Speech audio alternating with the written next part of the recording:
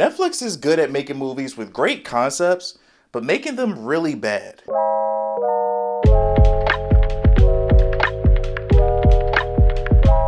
This is a prime example of a movie that should have been a short film, and we are talking spoilers. If you have not seen this movie yet, go stream it and then come back. Don't Move is a movie that I only found out about a few weeks ago on Twitter, and I feel like when I first saw this trailer, I was like, wow, this seems like a really interesting concept. How are we gonna make this a full-length film? That's the main thing with this movie. It could have been a really good short film, but they added an extra hour to it. I don't think I've ever seen any of these actors before, but Kelsey Asbill, I'm probably saying that wrong, I'm terrible with names. She plays Iris, and Finn Wittrock plays Richard, and usually, I really enjoy movies like this. You know, nothing over the top. We have one main location. We don't have that many actors. We only follow two characters. And I feel like in the entire movie, we only learn the name of maybe 4 or 5 people. The production is very simple. It's a grounded story. Netflix at this point makes a lot of movies like this. Like recently I watched Rebel Ridge and Woman of the Hour. I thought both of those films were just okay. And just like with this movie, I don't plan on watching any of these ever again. If you've watched any of my other reviews, you know with me when it comes to movies that I don't like to bash movies just to bash them. I don't want to be one of those internet people, so let's talk about the things that I do like. Obviously, the concept of this movie, to me at least, is really interesting. Over the years, we've seen a bunch of these types of movies, a movie about a dude that's killing a bunch of women. Like Netflix literally just released Woman of the Hour like a week ago, which is another movie about killing a bunch of women, which is kind of messed up when you think about it. But I don't think I've ever seen it done like this. With this, we have a movie that's a really slow burn, and we also have a lead actress that can't talk and can't move. I also feel like the acting in this movie was good. I mean, I didn't like the story that much, but the two lead actors did great for what they had to work with. If you have a character like Iris, who for most of the movie, she can't talk, she can't move, she has to really convey her emotions to the audience using only her facial expressions. And I thought the actress that played Iris did really well. The character of Richard, the actor that played him, did a great job. He did exactly what he was supposed to do, because I could not stand his character. I hated Richard so much. I think that's his name. He kept giving people fake name. I think his name is officially Richard, but no disrespect to the actor.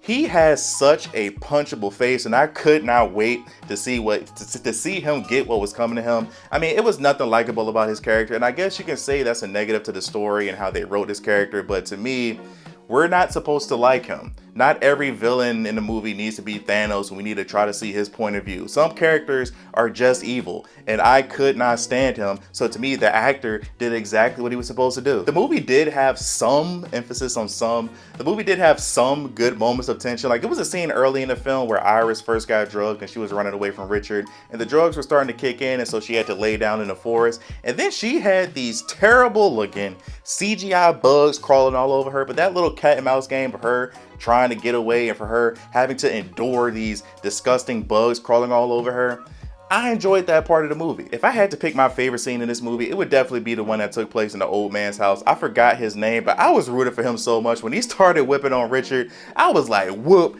his ass. But that scene and that build-up was really tense. You have this dude that basically forces himself into your home. He's acting weird, he's acting erratic. He tells you that he lost his cell phone, but then you heard it vibrate.